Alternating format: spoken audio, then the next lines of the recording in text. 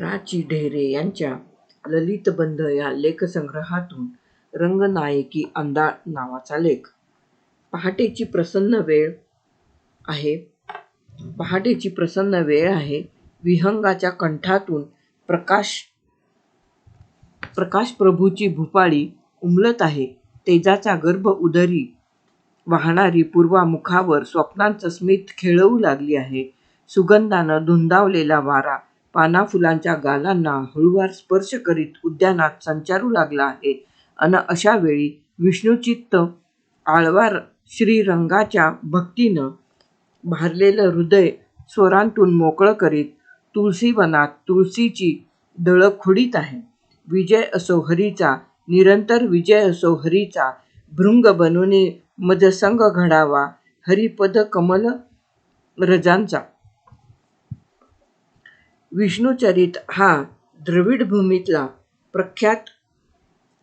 विष्णुचित्त हा द्रविड भूमीतला प्रख्यात वैष्णव संत. विष्णूच्या ठायी त्याचं चित्त रममाण झालेलं असे. इसवी सनाच्या 7व्या-8व्या शतकात द्रविड भूमीत भक्तीची गंगा ज्यांनी दुथडी भरून वाहती ठेवली, त्या आळवावर संतांतला तो ज्येष्ठ संत होय. त्याचमुळे त्याला तमिळ भाषेत पेरिय आळवार म्हणजे ज्येष्ठ वैष्णव असं बिरुद प्राप्त झालं होतं. तमिळनाडूमधील रामनाथपुरम जिल्ह्यातलं श्रीविल्लिपुत्तूर हे त्याचं गाव. त्या गावी एक विष्णू मंदिर होतं.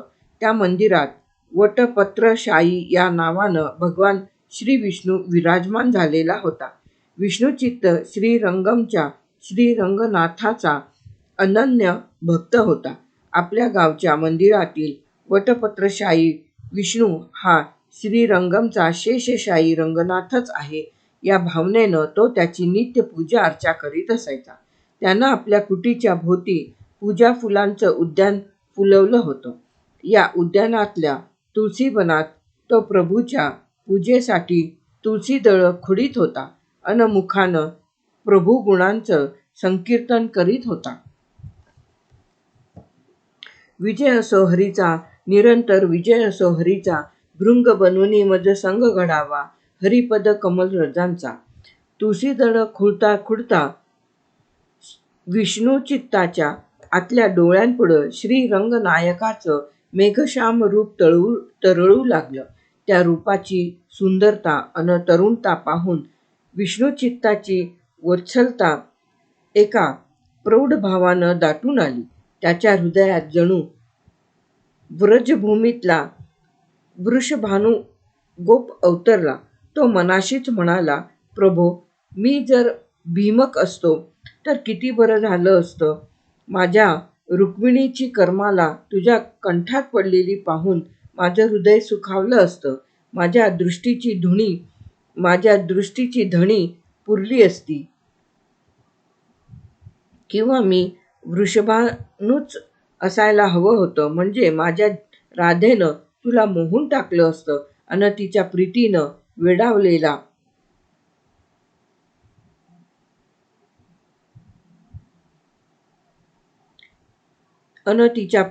वेडावलेला तू मोहन कुंजनवनातल्या कुंजात तिला शोधत भिरभिरला असतास. वेणूच्या आर्तमधुर स्वरांतून तिला पाहत राहिला असतास. ओथंबलेल्या डोळ्यांनी तिला पाहत राहिला असतास. प्रभो, मी भीमक असायला हवं होतं. मी वृषभानू असायला हवं होतं.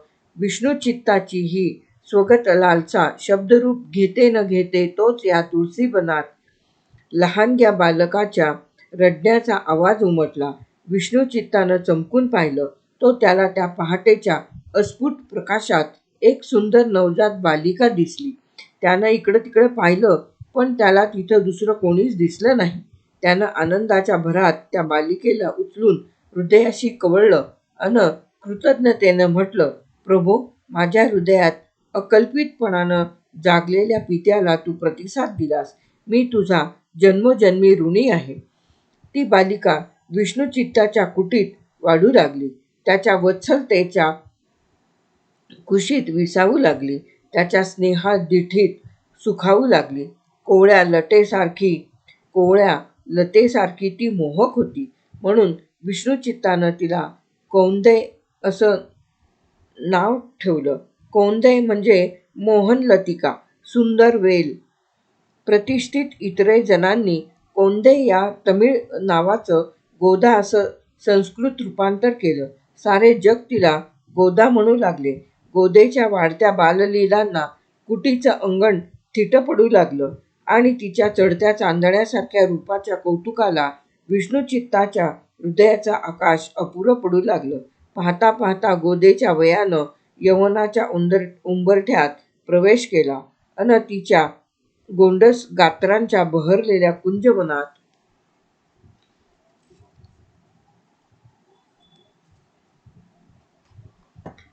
मोहनाच्या मुरलीची धून धुंदपणानं घुमू लागली.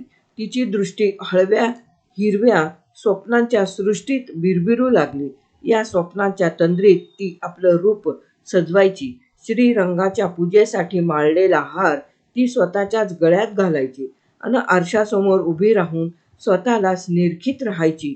जणू आरशात दिसणारी मूर्ती रंगनायिकेची, श्रीरंगाच्या प्रियेची होती अन आरशासमोर उभे राहून पाहणारी दृष्टी साक्षात श्रीरंगाची होती.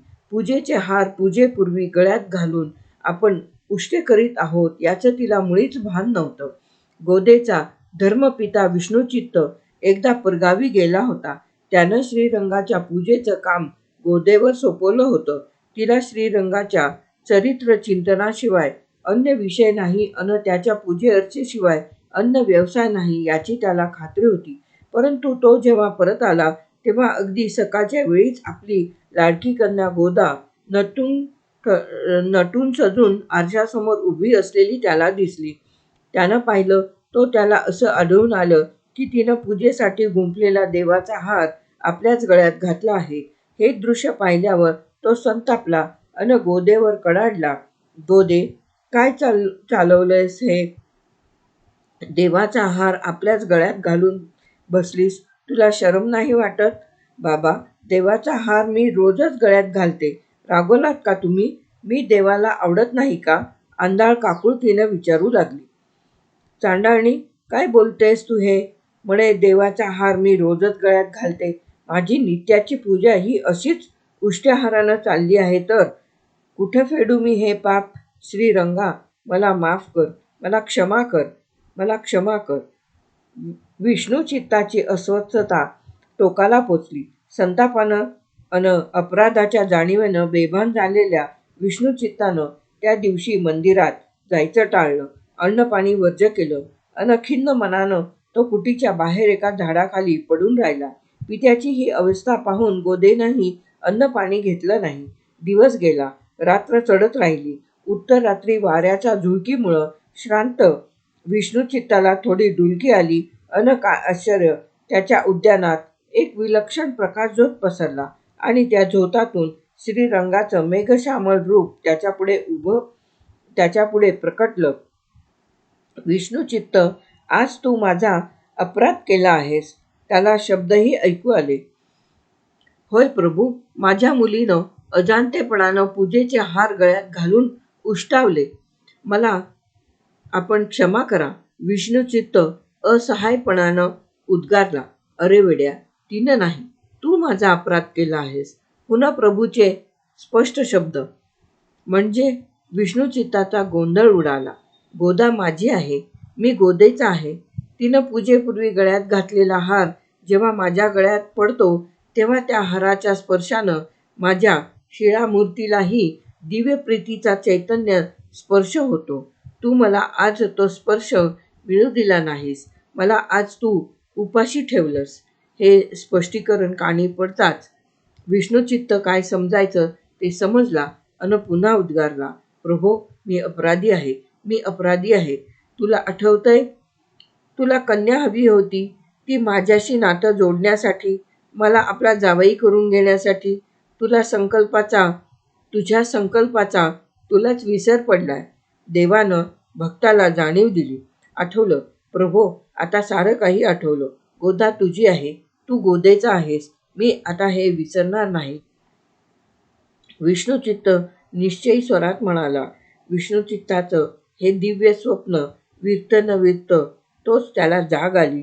कुठून तरी मधुर स्वर झंकारत आहेत असं त्याला जाणवलं. तो जागा होऊन पाहतो आहे. तो त्याला दिसलं की पहाट झाली आहे. फुलांच्या कुंजात गोदा उभी आहे. वृक्षांच्या शाखाशाखांवर पाखरांचं कुंजन चालू आहे. अन गोदेच्या कंठातून स्वरांची पाखरं भिरभिरतायत. गा विहंगानो तुमचे गाणे. त्या गाण्यातून उरी उसळते माझे प्रेम दिवाणे.